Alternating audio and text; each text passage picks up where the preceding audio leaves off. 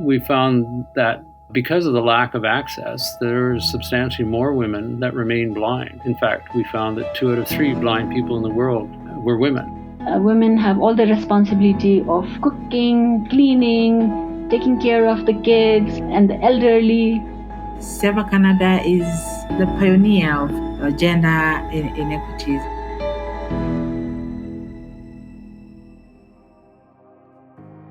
Welcome to The Power of Sight, a 3-part podcast series by Seva Canada. Almost everyone will need access to eye care services during their lifetime. Seva, an international development organization, has restored sight of over 5 million people and helped prevent and treat visual impairment for millions more in low and middle income countries. In this episode, we discuss equity. Everyone deserves the right to high-quality eye care, regardless of where they live, their religion, or gender and sex. Seva Canada believes everyone has an equal right to sight. Most of the world's blind are women and girls, a fact that was discovered through research supported by Seva Canada. Donors help women and girls overcome barriers to accessing eye care, barriers that include lack of education and financial resources, and limited power in making decisions. When people can see and are able to lead healthy, productive lives, they can lift themselves and their families out of poverty. Entire communities have a chance of a better, brighter future. In this final episode, we look at how Seva Canada works to ensure equity in access to quality eye care services. It's estimated that 90% of the world's blindness exists in low and middle income countries, a problem vastly skewed by geography and by gender, as women and girls who are blind outnumber men and boys. Seva Canada's Penny Lyons says biology is not the reason. There's not much difference between men and women, except that men typically have more ability to access funds to get their eyesight treated. So that's why you'll find more women who are blind or near blind, is because they don't have the power to use family funds to get treated. The numbers were borne out in a landmark study done by Seva Canada. Program Director Dr. Ken Bassett and Paul Courtwright of the Kilimanjaro Center for Community Ophthalmology led the research. So when we looked at the actual underlying number of women who have blindness, it's the same as men. The underlying need is the same. The difference is access to care. So we found that because of the lack of access, there's substantially more women that remain blind. In fact, we found that 2 out of 3 blind people in the world were women. And the solution was to provide them greater access. Paul Courtwright has witnessed that inequity firsthand. So a particular story that resonates with me is a woman I met in Malawi who had cataract, and she had her cataract for years and really was, had very lousy vision, almost blind from it. And she had not been able to get surgery, even though she had requested it, because there was no social support within her family in order to get surgery. Her husband did not agree that she needed surgery and would not support her to get surgery. And in Malawi at that time, surgery was free of charge. So, it was not an issue of big chunk of change. It really was an issue of value placed. Well, her husband died. And within a week of her husband's death, she was in the hospital, and my wife was doing surgery on her. And after surgery, it was like a different person was in front of us. She felt empowered. She felt that she had a new life, and that her future, even though, she was probably about 60 and 65 years of age, she was considered a grandmother, but she figured that she had a huge amount to give to her family that she had not been able to do in the past. And so it was just kind of a reawakening of her life. The cost is an obstacle that also affects mostly women, especially those in remote communities, where Elizabeth Kashiki works with the Kilimanjaro Center for Community Ophthalmology to identify those in need and bring them to urban centers for treatment. They don't have money to go.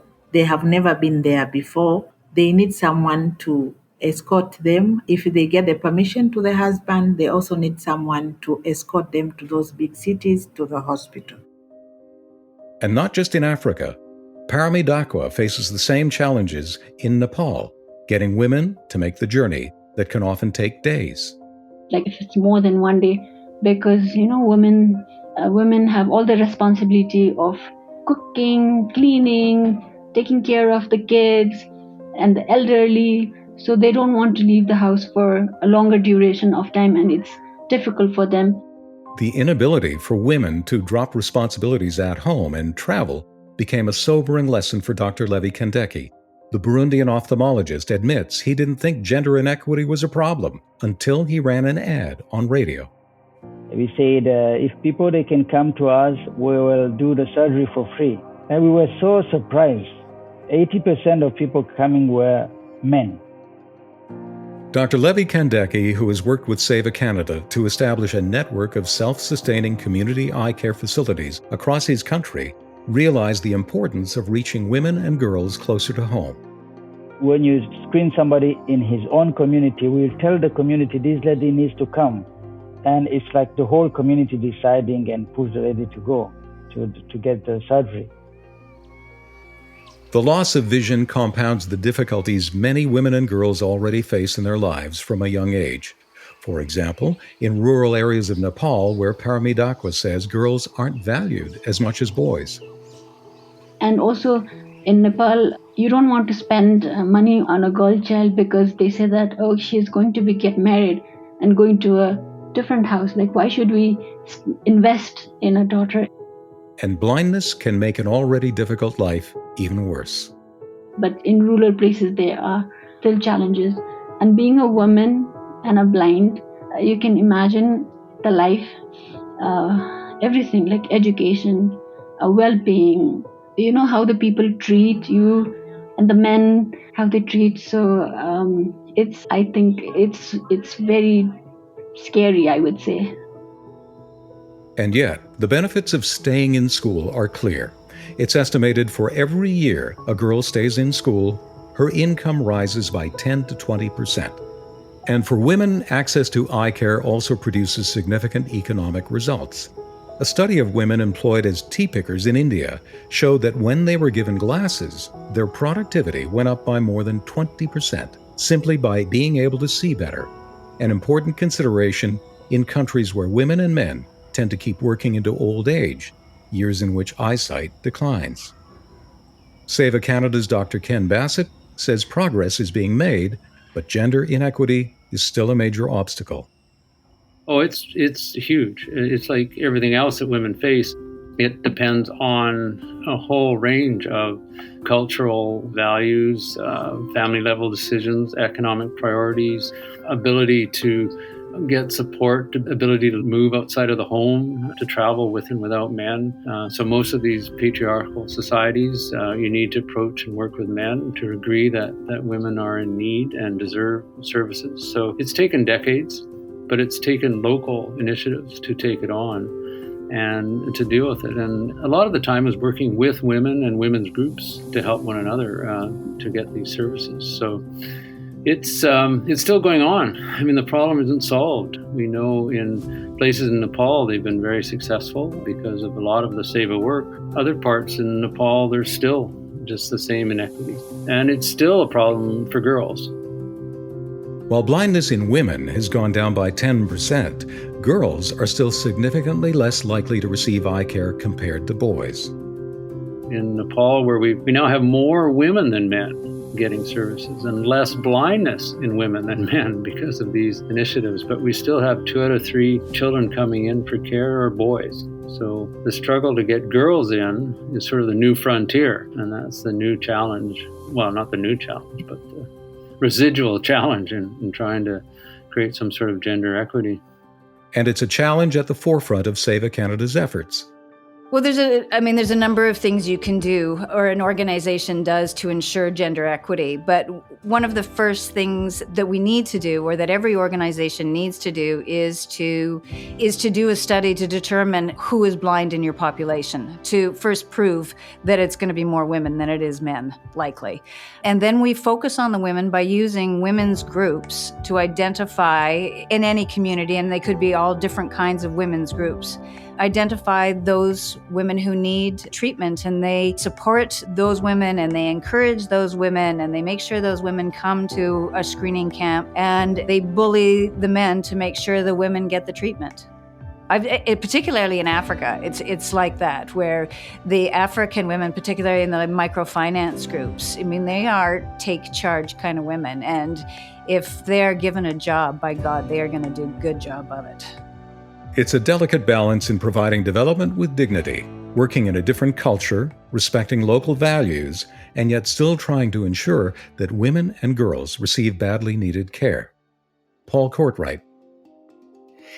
Yeah, I mean, obviously, we're not in a position to change societal norms or cultural norms. That said, one of the activities that we set up, and we set this up in every setting where we organized outreach, was to have a counselor in place at outreach. And the focus of the counselor's work was not so much to talk to the woman, it was to talk to the husband or the sons, because they're the ones who make the decision. So, we have very little ability to change cultural norms, but if we can change an understanding of the value of surgery and a woman's place in the household, then I think over time it will improve women's roles and their contribution. So we have to address it through programs like having good counseling, and a counseling that really focuses on the male members of the household rather than just on the women.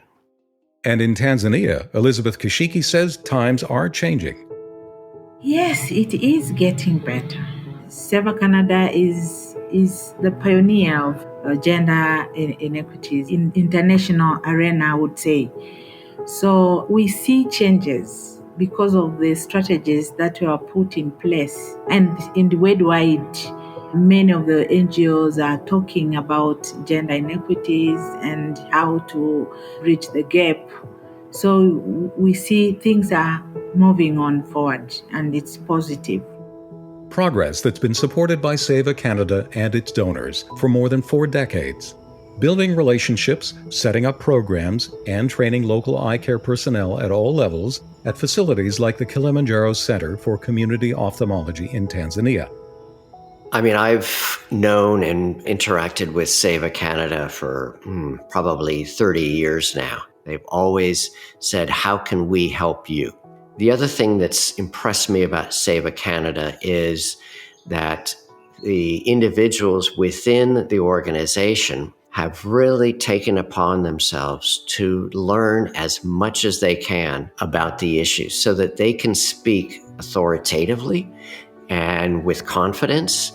Because if you're an organization like Seva Canada and you're talking to a potential donor, you need to be able to be honest with them, be upfront with them, to inform them so that they make a decision on how to spend their money based upon what is good science and good practice. And I think Seva Canada has always done that exceedingly well. We're really good at what we do. We are efficient, we are impactful, effective, we're compassionate, we do really good work. We make sure that the work that we are doing is what is needed, and will provide the best care for the most people. Eye care is something that is so fundamental and so necessary. And when we're talking about cataract, it is just so easy to fix. It's so easy to fix, it's almost criminal that there's anybody blind from it. Cataract blindness that can be solved with just $50. Donations also support everything from Seva Canada's training programs and research to providing equipment and supplies, as well as medicines to treat infections and glasses to help people see clearly. We're looking for people like me, like you, who just want to help. Who want to give the gift of sight to someone who needs and deserves it.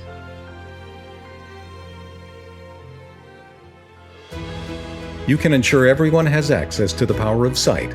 Visit seva.ca.